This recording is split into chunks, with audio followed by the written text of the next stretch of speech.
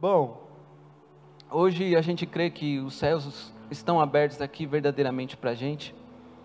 E se tem uma coisa que o nosso Deus é vitorioso, não é verdade? O nosso Deus é um Deus vitorioso. O nosso Deus é um Deus que, diante de situações impossíveis, Ele faz aquilo se tornar possível. Aquilo que é impossível, Ele faz tornar possível. O nosso Deus é um Deus que muda cativeiros. O nosso Deus é um Deus que, quando a gente estava perdido, Ele vem, envia o seu Filho no nosso lugar para morrer por nós, para que nós viéssemos ter uma vida abundante na presença dEle, para que nós pudéssemos ter a oportunidade de viver a eternidade com Ele. E hoje nós vamos falar sobre ter uma vida vitoriosa. Quem quer ter uma vida vitoriosa aqui? Amém. Todos nós queremos ter uma vida vitoriosa, mas quando a gente fala de ter uma vida vitoriosa, a gente já pensa logo em conquistas, não é verdade? A gente pensa em realização de sonhos, a gente pensa em ser bem-sucedido, e essas coisas realmente fazem parte de um conjunto de coisas que o Senhor Ele tem para as nossas vidas. Mas a gente também precisa entender qual que é o verdadeiro conceito de se ter uma vida vitoriosa.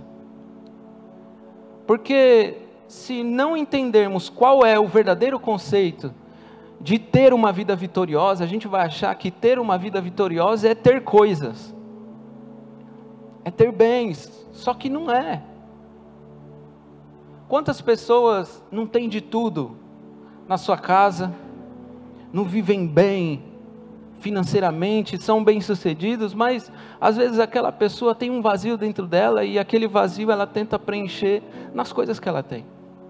Quantas vezes a pessoa tem tudo, mas ela é frustrada nos seus sentimentos, tem tudo, mas não é feliz.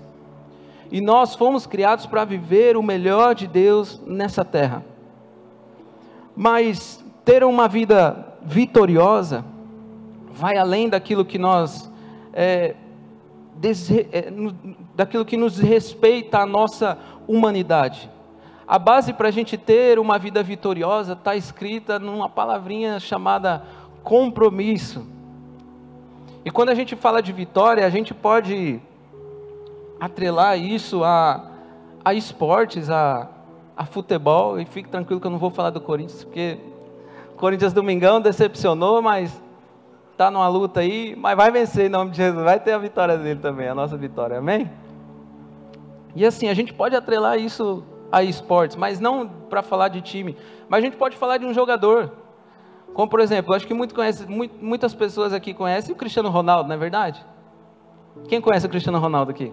Todo mundo conhece o Cristiano Ronaldo, todo mundo que já ouviu falar de futebol conhece o Cristiano Ronaldo. Mas como é que ele é conhecido? Ele é conhecido pelo seu comprometimento. Ele é conhecido por treinar mais do que os outros jogadores, pela entrega dele de ser ao extremo.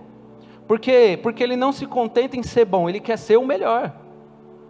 E ele sabe que para chegar nesse nível de ser o melhor, ele não vai precisar de uma dedicação mediana. Ele vai precisar de uma dedicação intensa, uma dedicação de 100%. E muita gente hoje em dia confunde a graça de Deus com o fato de não fazer nada. Muita gente confunde isso. A graça é algo que nós não merecemos. Realmente, a gente não merece a graça é um favor imerecido. Mas isso não significa que a gente não tem que se esforçar. Porque Deus, Ele é um Deus que abre portas. Ele é um Deus que nos direciona, é um Deus que nos dá o caminho, mas quem decide andar por esse caminho, quem decide confiar nele, quem decide entrar pela porta, somos nós. Quem decide isso ou não, somos nós.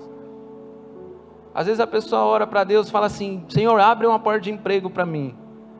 E às vezes a porta está aberta lá, mas ela não vai atrás, ela acha que a pessoa vai até a casa dela e dá o emprego para ela, e não é assim. Tem um esforço da nossa parte também. A gente tem que buscar.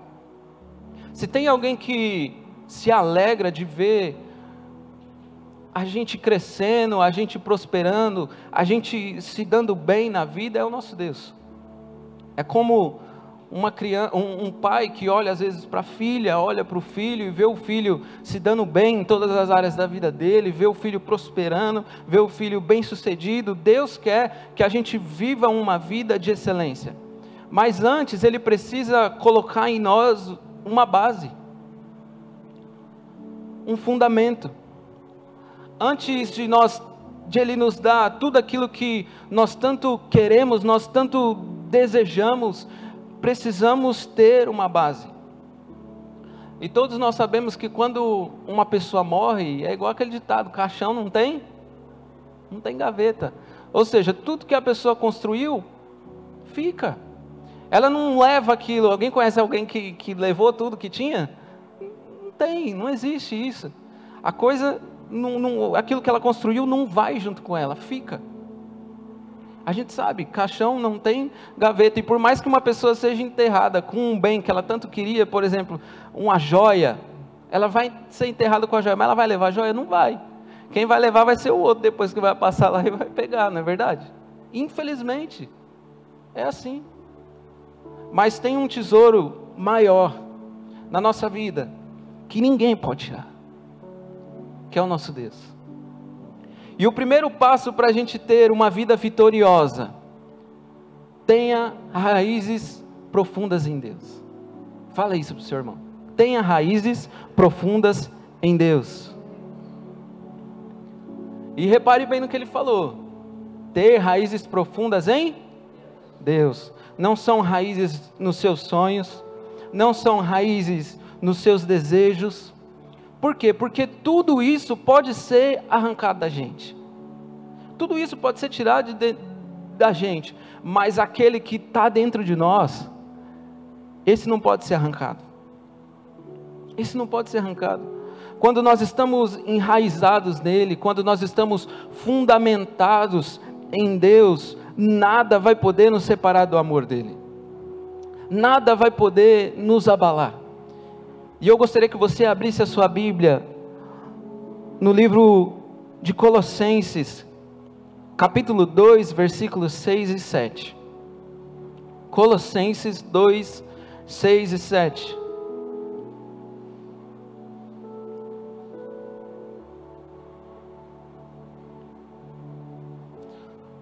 Olha lá.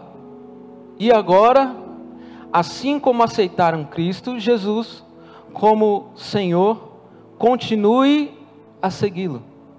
Próximo versículo. Aprofundem nele suas raízes e sobre ele edifiquem a sua vida. Então sua fé se fortalecerá na verdade que lhes foi ensinada, e vocês transbordarão de gratidão. Por que Paulo escreveu isso para a igreja de Colossos? Porque eles estavam trocando o evangelho genuíno por algo falso. Eles estavam trocando aquilo que eles aprenderam dos discípulos por falsas doutrinas. E a gente vê que isso acontece também em Gálatas 1:6. Põe Gálatas 1:6 para mim, por favor. Gálatas 1, versículo 6. Quanto aos admiro-me que vocês estejam se afastando tão depressa daquele que os chamou para si por meio da graça de Cristo. Vocês estão seguindo um caminho diferente que se faz passar pelas boas novas, mas que não são boas novas, de maneira nenhuma. Estão sendo perturbados por aqueles que distorcem deliberadamente as boas novas de Cristo. Por que Paulo escreveu isso aqui para eles? Por quê? Porque ele estava preocupado. Porque ao invés das pessoas estarem enraizadas em Deus, elas estavam enraizadas em doutrinas humanas. E o mesmo acontece quando nós estamos enraizados em coisas. naquilo que perece, naquilo que é passageiro. Quando a gente ouve falar de uma vida vitoriosa, a gente já pensa no carro que a gente tanto sonha, na casa que a gente tanto sonha, a gente pensa na empresa bombando, nas coisas dando certo e tudo positivo, e Deus quer isso para nós.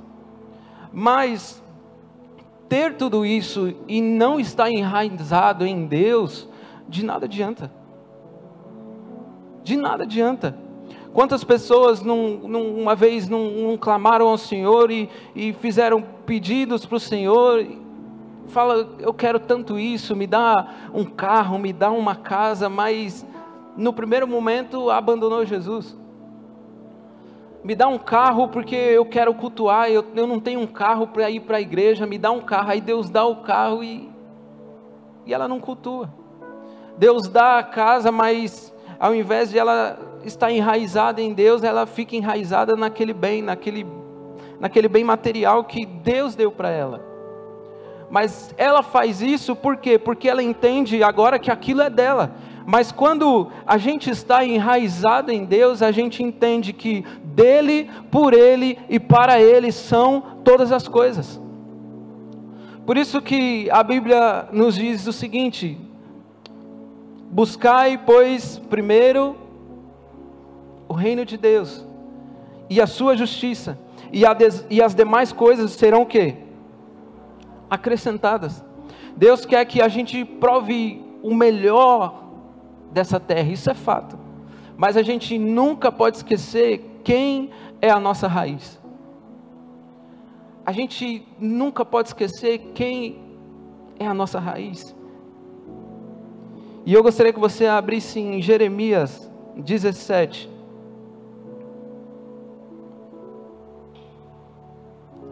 no versículo 7 e 8.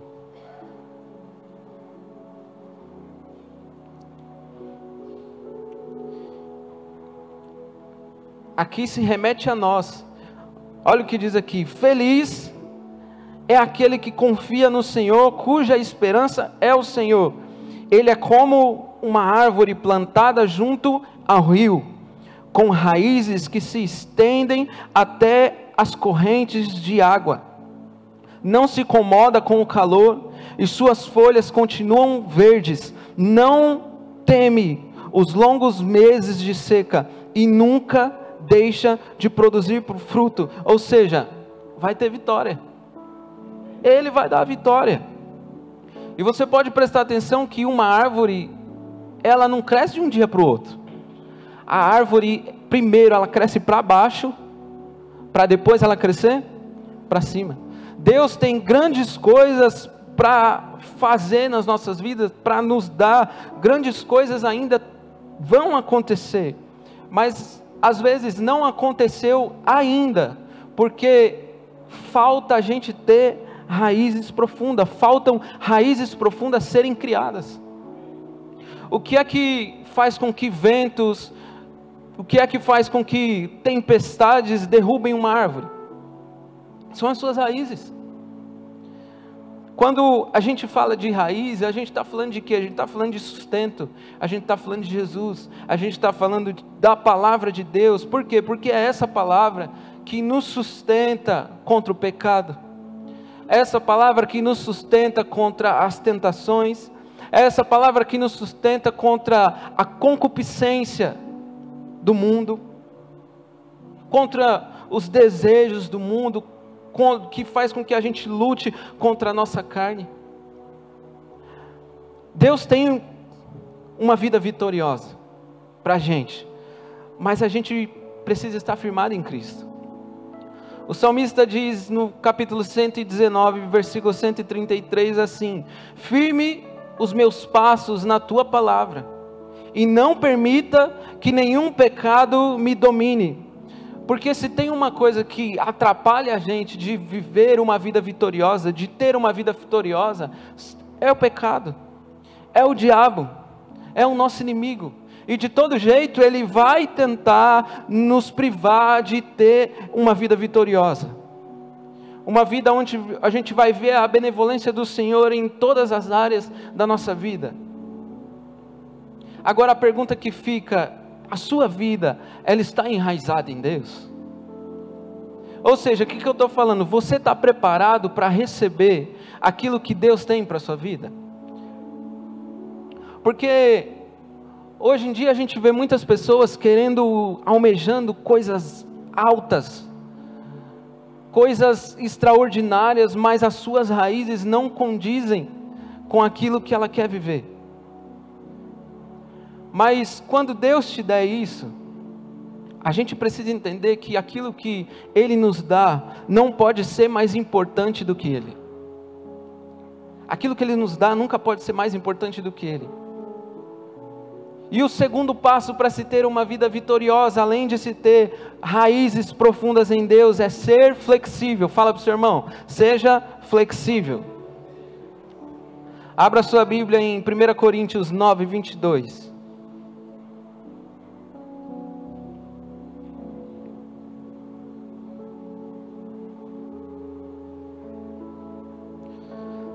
E diz assim: quando estou com os fracos, também me torno fraco, Paulo está dizendo, pois quero levar os fracos a Cristo. Sim, tento encontrar algum ponto em comum com todos, fazendo todo o possível para salvar alguns.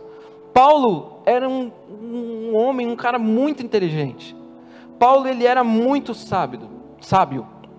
Paulo, ele era tão inteligente que ele se sentia superior às outras pessoas.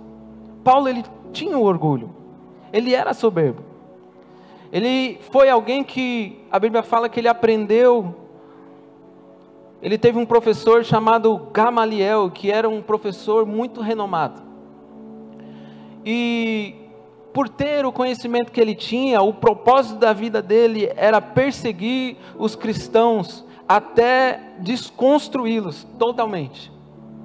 Mas a Bíblia fala que Paulo, ele teve um encontro com Deus. E a partir do momento que ele teve um encontro com Deus, ele entendeu que ele precisava estar enraizado em Cristo. E ele se humilha, ele se torna flexível.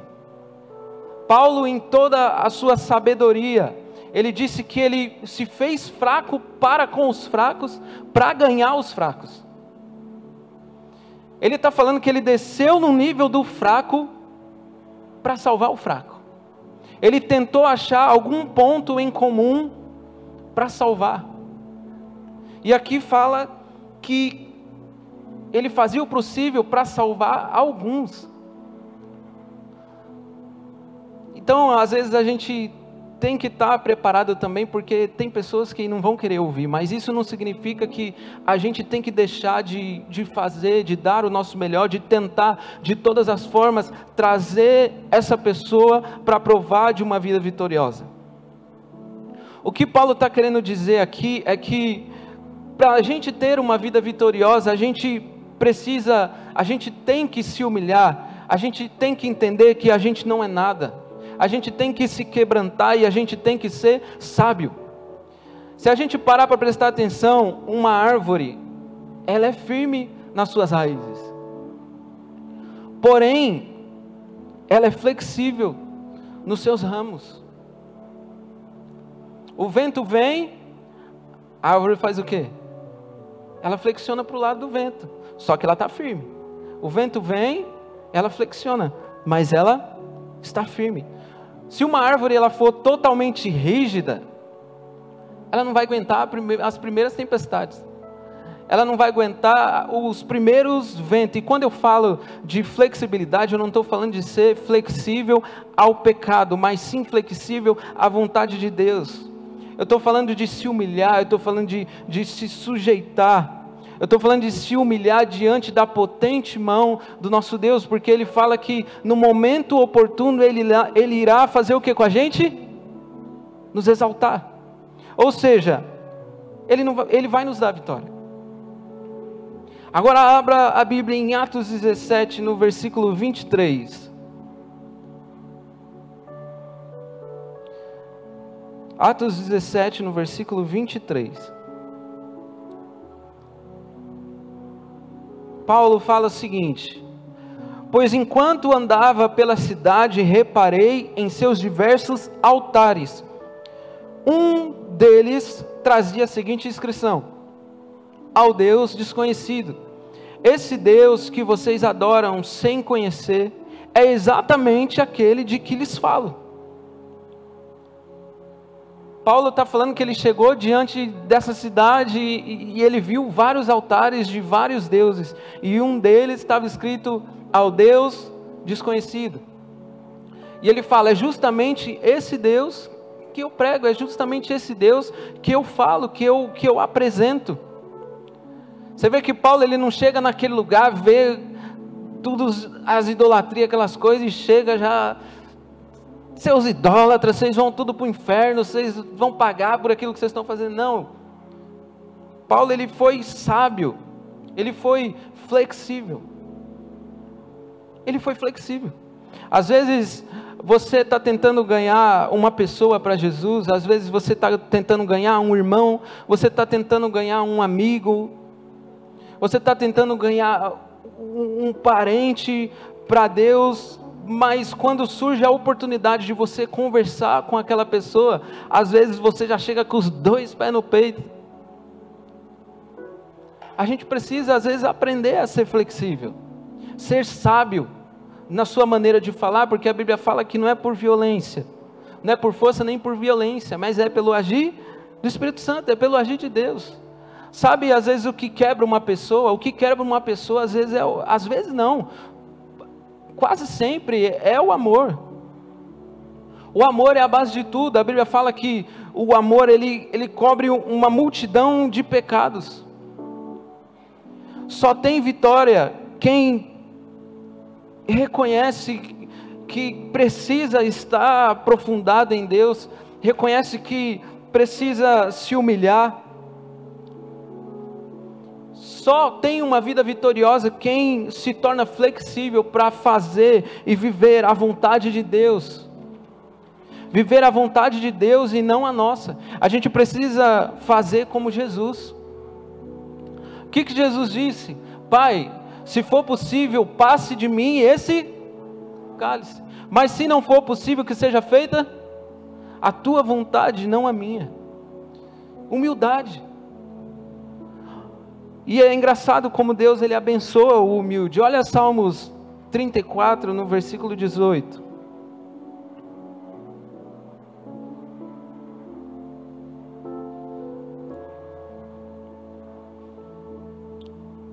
Salmos 34, versículo 18 diz: o Senhor está perto dos que têm um coração quebrantado, um coração humilde, e resgata os de espírito oprimido.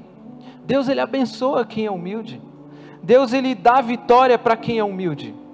Mateus 5, 23 fala sobre as bem-aventuranças, e se você for lá ler, você vai ver que a primeira delas é o quê? A humildade.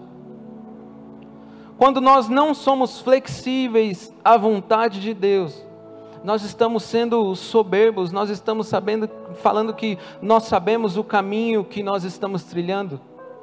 Nós estamos mostrando para Ele que a gente tem o controle da situação e Ele não tem. Que a gente sabe das coisas e que Ele não sabe de nada. Infelizmente é assim quando nós não estamos nos sujeitando, mas como nós podemos ter uma vida vitoriosa sem se sujeitar à vontade de Deus? Para a gente viver uma vida vitoriosa, a gente precisa estar enraizado em Deus, sim. A gente precisa se humilhar, sim. A gente precisa entender que a gente não é nada, que quem sabe tudo é Ele, sim. A gente precisa se prostrar, sim. Mas a gente também precisa ser resistente. E esse é o terceiro passo. Fala para o seu irmão: seja resistente. E abra sua Bíblia em Tiago 1, 14 e 15.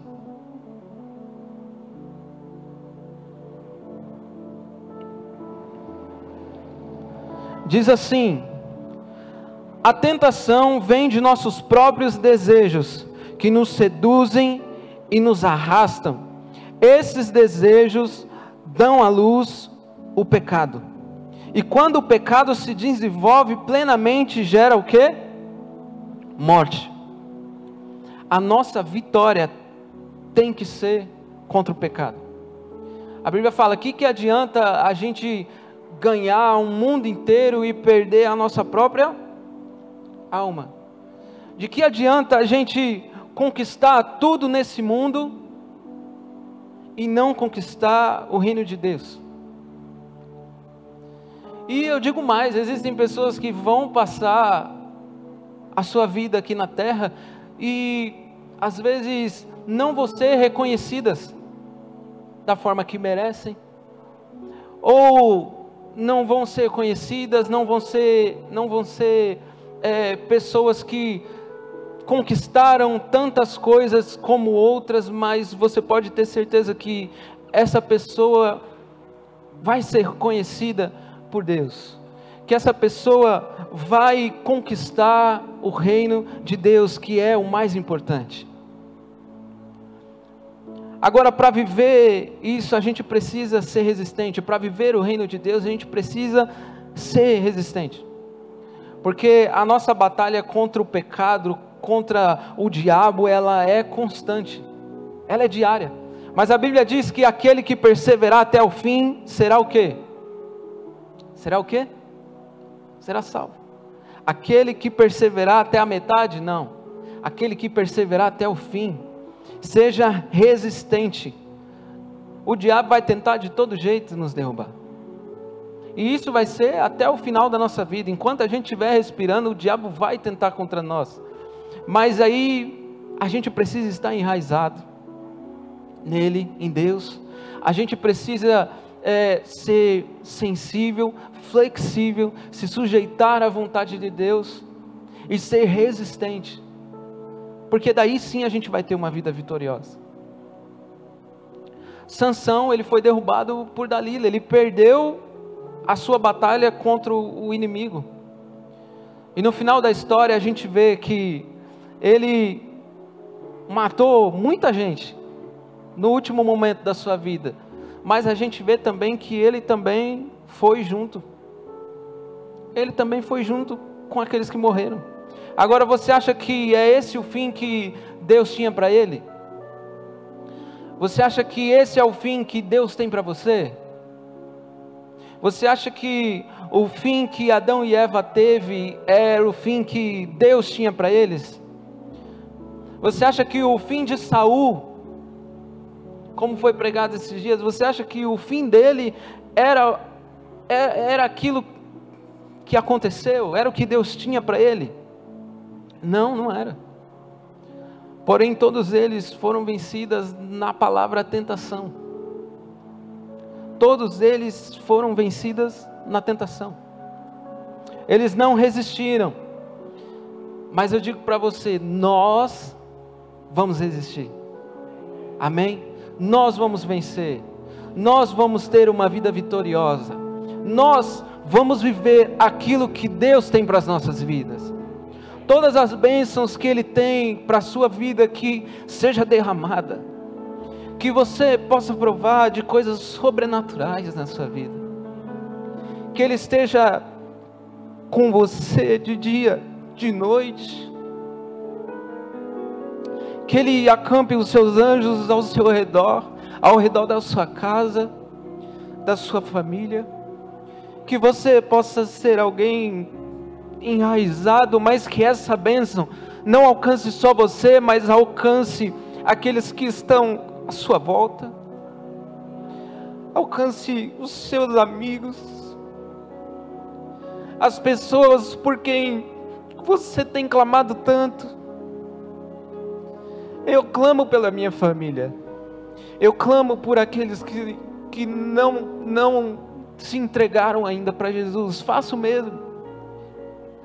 A gente não pode desistir, e a gente não pode achar que a gente é melhor do que eles, porque a gente não é, nós somos iguais. Que a vida que Deus tem para nós se realize não só na nossa vida, mas na vida daqueles que você tem clamado, daqueles que você tem buscado. José foi uma pessoa que esteve enraizada em Cristo. A gente vê isso na história dele. José foi uma pessoa que foi flexível, que foi sensível à voz de Deus, se inclinou para a vontade de Deus. Mas José também foi firme. José resistiu até o fim. E ele recebeu aquilo que Deus tinha para ele. Ele recebeu a vitória dele. Quem está pronto para viver uma vida vitoriosa em nome de Jesus? Então se coloca de pé nessa noite. Que nós sejamos pessoas enraizadas, que você seja uma pessoa enraizada em Cristo, que você seja uma pessoa flexível, e que você permaneça resistente, firme até o fim, porque no fim a gente vai provar de uma eternidade, a gente vai provar da coroa que Ele tem para você, a coroa da vitória, a coroa da vida. E nós vamos poder viver eternamente com Ele. E não tem algo melhor do que isso. E isso é ter uma vida vitoriosa.